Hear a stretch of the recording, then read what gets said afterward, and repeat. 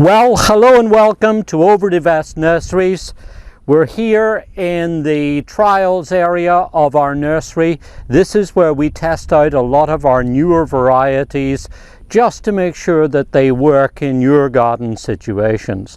As you probably know, we grow a very wide range of plants, from the tallest trees down to the tiniest of little perennials. And when it comes to small, easy to grow perennials, these hens and chicks are just magnificent and very easy to grow little perennials. Now, they're fun things to grow. Hardy to zone 3, so you don't need to worry about them. They'll grow anywhere here in our region.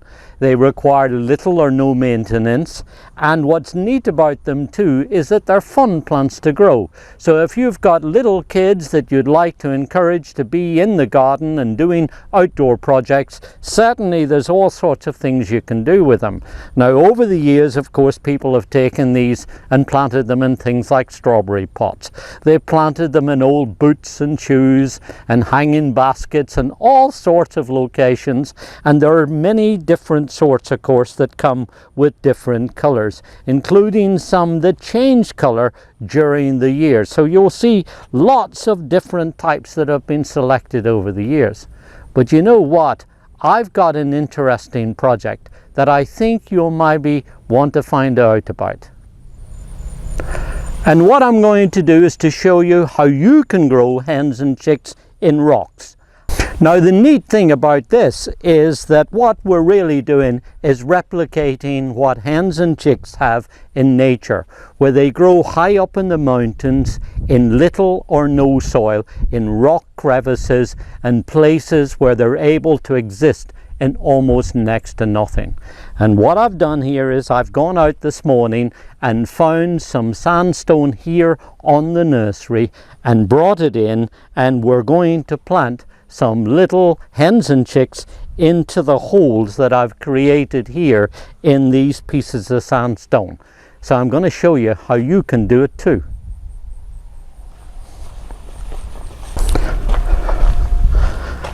And this is how we make the holes in the rock. I'm using one of these hammer drills with a masonry bit. It's plugged into the electricity, and then it's really just a matter of using the drill to drill the holes.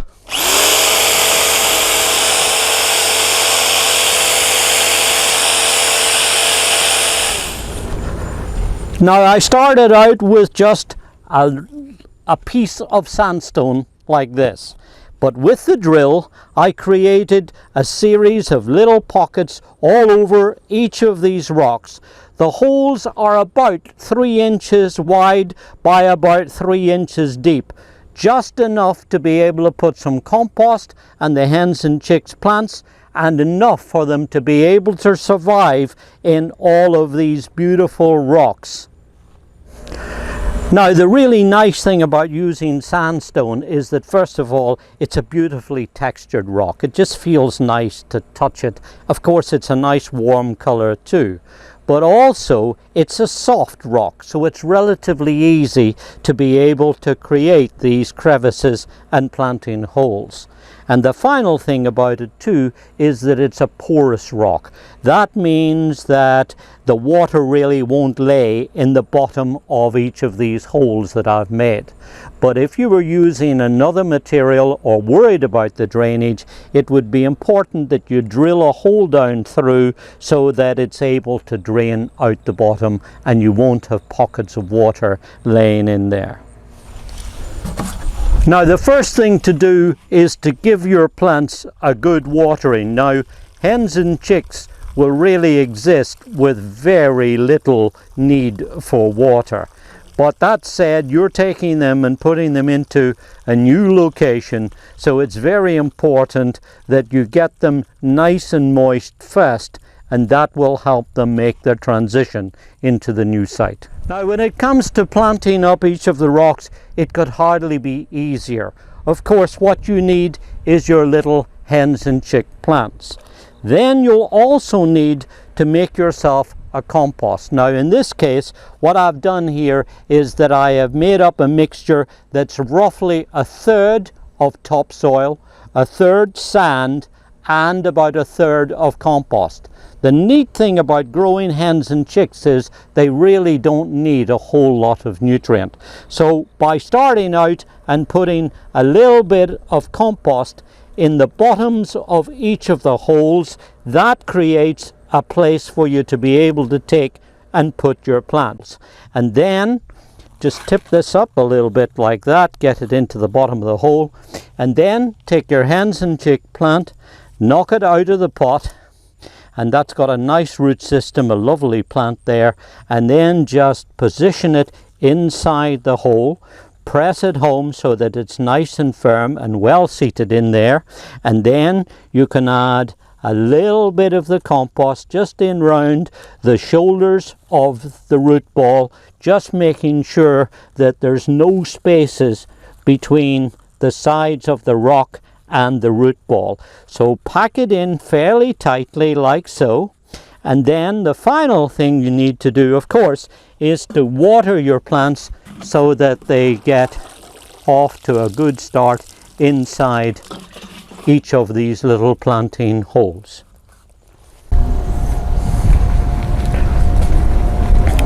Now, as you see, I've gone ahead and planted up all 3 of the rocks here. Put in a nice combination of different sorts of these little hens and chicks. We're using mostly the chick charm varieties here. I really like those. There's lots of different sorts. They're easy to grow, lots of different colors and textures, and of course they change through the seasons as well. And also they're a nice size to be able to put into all of these little holes. Now, for aftercare, for the next 2 or 3 weeks, you could probably go through and just dribble a little bit of water around each of these just to get them established until they fill each of these crevices with their roots. Once that happens and once they get established, the remarkable thing about these is that they require hardly any water or maintenance or indeed even nutrient. They're able to survive on next to nothing, really hardy, reliable, and also, of course, the thing with them is they need hardly any maintenance. So if you're somebody that works away from home, you're busy, you haven't got time to fuss with a garden, then these are perfect for that. And also the other thing is you don't even have to have a garden to grow them. Like you see, we've got them set here on these steps, but it might be that you're in the middle of the city or a town and you don't have a garden. It might be that you've got a deck or a patio or a place by the swimming pool. All sorts of places that you can set and grow these rocks out here, and what's more, once they get established, these are really going to last for years. So I hope that you enjoy and also get a chance to try your hand at doing some of this type of project. It's fun, it's really good, and as you see, very colourful and lots of interest that'll take you right through the whole of the year. This is David Wilson. Enjoy your gardening. It's good for us and it's very good for our environment too.